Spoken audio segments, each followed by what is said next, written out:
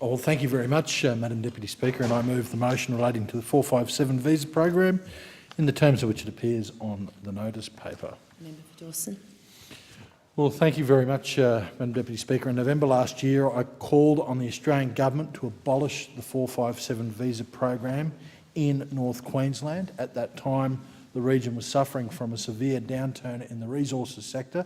Many highly skilled and experienced workers from the mining industry who found themselves out of work were noticing the high prevalence of foreign workers employed under the 457 visa program. The 457 visa program was supposed to allow employers, supposed to be where employers turned to as a last resort when they couldn't find any Australians qualified and willing to do the job. But locals had lost what little confidence there was in the program, and there was a clear view that Australian workers were being displaced in favour of foreign workers. I called for 457 visas to be scrapped in North Queensland because there was a very large pool of highly skilled workers desperately looking for jobs, but there were systemic flaws in that program that meant the program was failing the Australian people nationwide. This time last year, there were more than 1 million people holding temporary visas in Australia, and most of them held rights to work in Australia. Of those, 172,000 hold 457 visas. To put this into context, there were only around 12 million people employed in the country.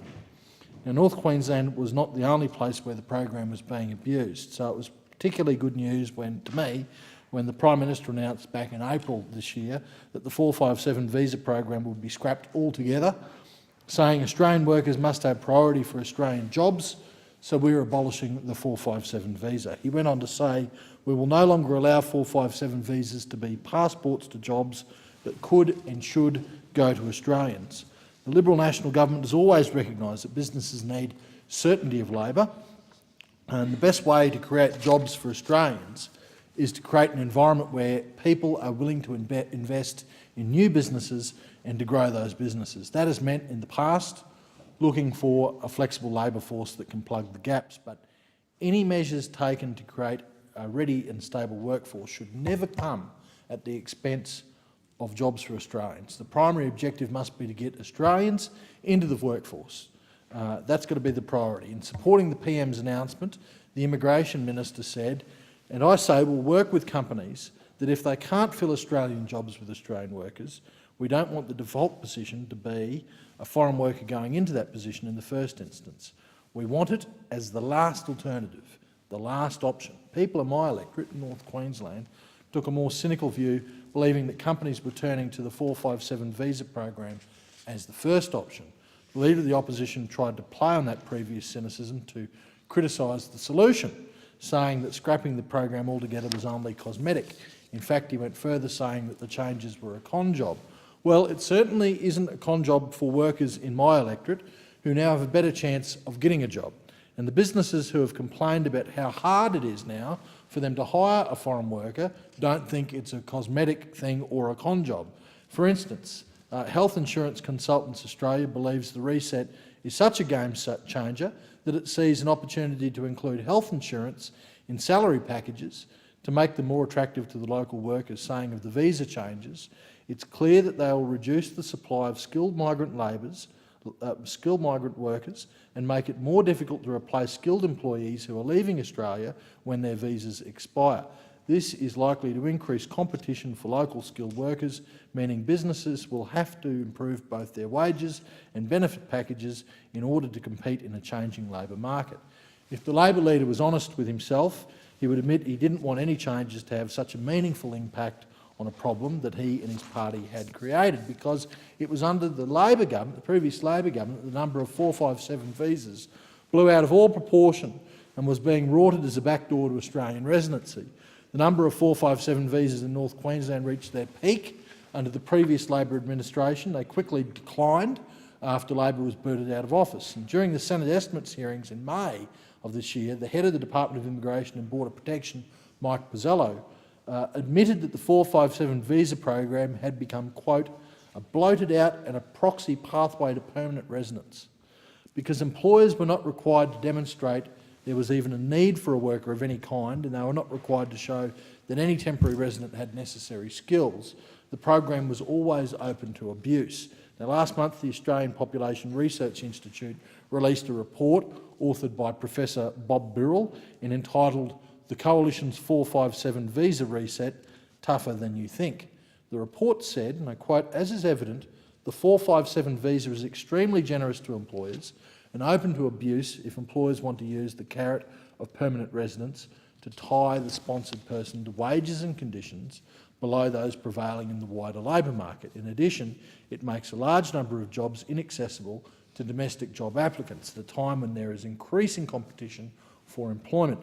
It's not surprising the Labor leader doesn't want the reset to fix the problem, but fix it does through a number of measures, including culling 216 jobs from the list of occupations eligible for the temporary skill shortage jobs, removing the ability of employers to offer a permanent residence carrot, introducing a labour market testing regime to prevent foreigners competing with locals for jobs, introducing higher fees and training levies on employers, and adding tougher requirements for experience and credentials of potential applicants. The effect of these measures will be far from cosmetic, and it has been far from cosmetic. To quote Professor Birrell's report, "Make no mistake about the significance of the reset.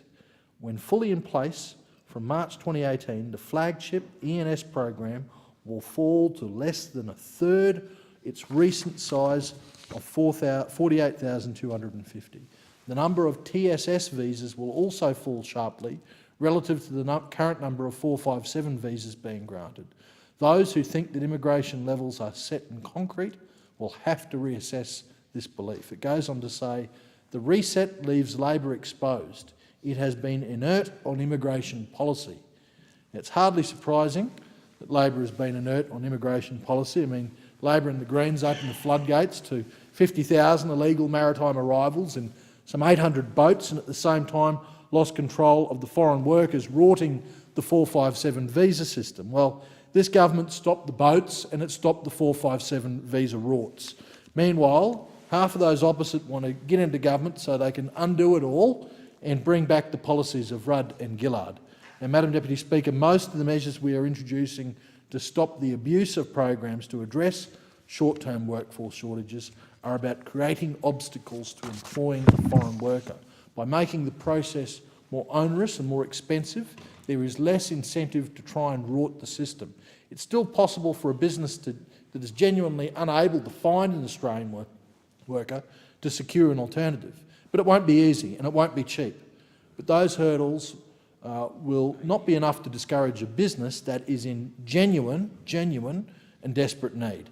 If we look at this visa reset through the eyes of an employer wanting to access a temporary skill shortage visa, we see a number of obstacles and disincentives, including the additional visa costs, the additional training levies, providing evidence of labour market testing, that costs a fair bit, monitoring of wage payments so they can't shortchange workers, and being named and shamed for non-compliance.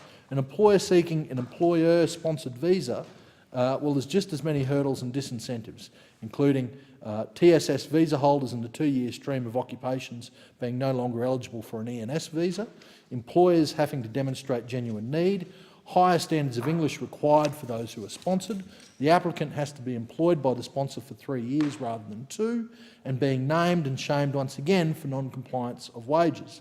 That's the sort of real response that Australian workers expect, a response that puts their interests first. Now, the Labor Party like to bleat on and on about 457s. I remember back when they were in government, they did that, but they never did anything but talk about it. They were full of talk. They had lots of opportunities to fix that problem, but they never ever did. They just let the problem get worse and worse and worse. Now we've acted. The Liberal National Government's reset on the 457 visa program is, as I said, anything but cosmetic. It's actually a game changer. And that's not my words, that's the words of the Australian Population Research Institute. A game changer that will ensure Australian workers get first crack at Australian jobs. A game changer. The game is changing, I've got to say.